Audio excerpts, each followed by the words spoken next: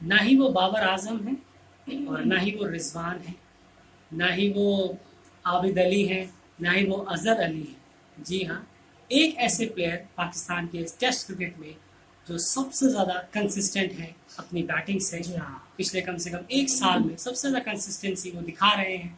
हम बात कर रहे हैं फवाद आलम के बारे में। जी हाँ, ये वही फवाद आलम है जिन्हें 10 साल क्रिकेट से दूर रखा गया पॉलिटिक्स की वजह से, बोर्ड मेंबर्स की पॉलिटिक्स की वजह से, और पता नहीं क्या क्या रीजंस होंगे, वहाँ के लोग बेटर बता पाएंगे, वहाँ के फैंस खास करके।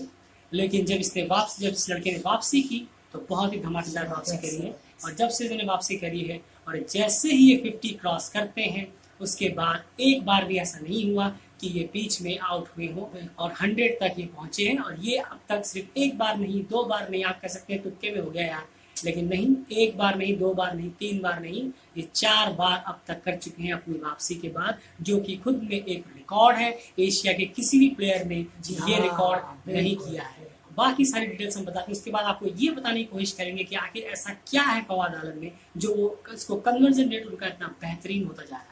जी हाँ, देखिए वो पहले एशियन क्रिकेटर हैं जो कन्वर्जन रेट उनका जो 50 से 100 में जो उनका 100% जो कन्वर्जन रेट है, ऐसे किसी ने आज तक नहीं किया।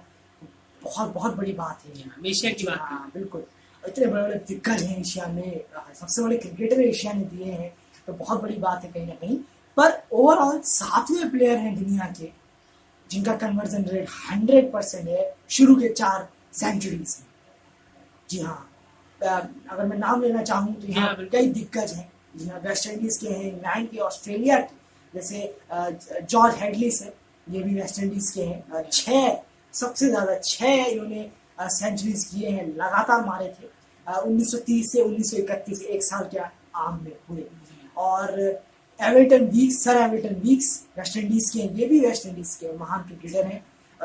1948 में इन्होंने टाइम जो एयर था उनका, उसी साल में इन्होंने 5 कन्वर्जन शतक मारे थे 50 से 100 के भी। तो सोचिए कितने बड़े बड़े प्लेयर हैं। नील हार्वेसर ऑस्ट्रेलिया के, उनका 4 है। पीटर पारफिट सर, जॉन एड्रिच इंग्लैंड के, और पीटर पारफिट इंग्लैंड के, और क्लेयर टेलर ये भी इंग्लैंड के हैं, और इसके बाद फवाद आलम।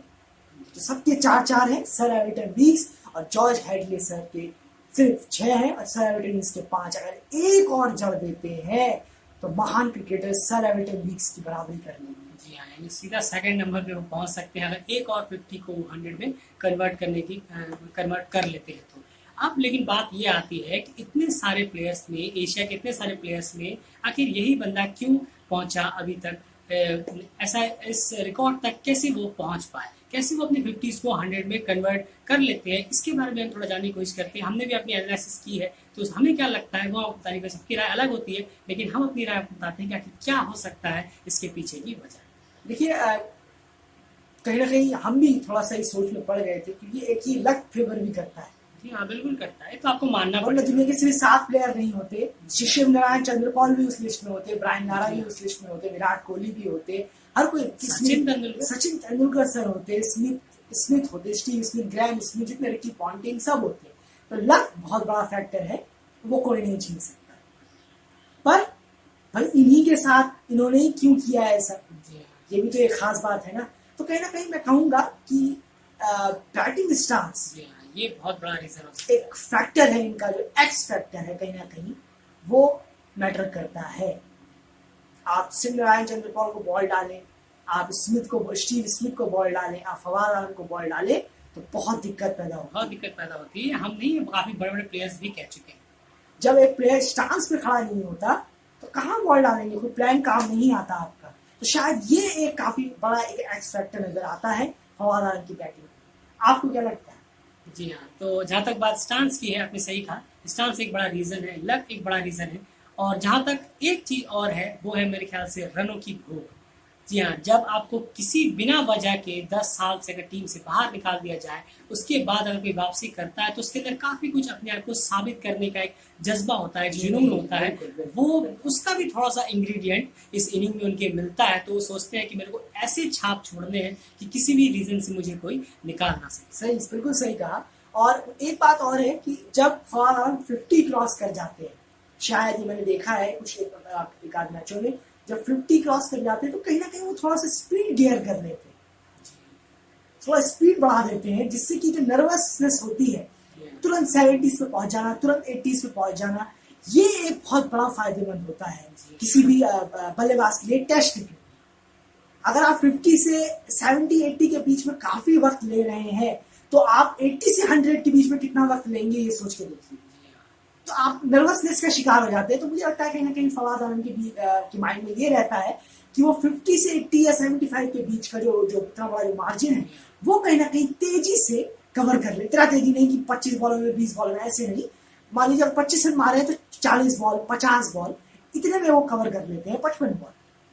और जो बाकी प्लेयर्स में हम देखते हैं वो कहीं ना कहीं ऐसा नहीं है कि आप ये शतक ही मारते चले जाएंगे, क्या पता ये तो दौर आएगा ही कि जो 50 में वो आउट हो जाएंगे तो सब कहेंगे कि अरे यार ये तो हो गया। लेकिन नहीं, ये फैक्टर इनके साथ है।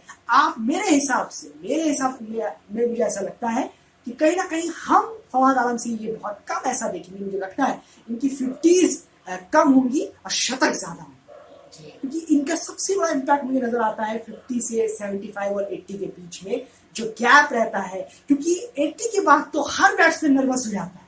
बिल्कुल बिल्कुल। अगर आप 50 से ही स्लो खेलेंगे और फिर 80 के बाद भी और स्लो खेलेंगे, 100% आपका विकेट। जी हाँ, तो ये नर्वसनेस आ जाती है प्लेयर्स में, जिनको वो एक स्ट्रेटजी के तहत दूर करते हैं। जब 50 से 80 को तेजी से तेजी से मारने की कोशिश करते हैं। तो यही एक एनालिसिस थी हमारी कि फवाद आलम का कन्वर्जन रेट इतना बेटर क्यों होता जा रहा है लगातार जब से उन्होंने वापसी करी है। तो फिलहाल इस वीडियो में इतना ही। आपको क्या लगता है, आपके हिसाब से फवाद आलम इसको कितने दिनों तक और कितने टाइम तक और कंटिन्यू कर पाएंगे, कितने शतक तक पहुंच पाएंगे? क्या वो वर्ल्ड रिकॉर्ड को तोड़ पाएंगे जो 6 बार का है?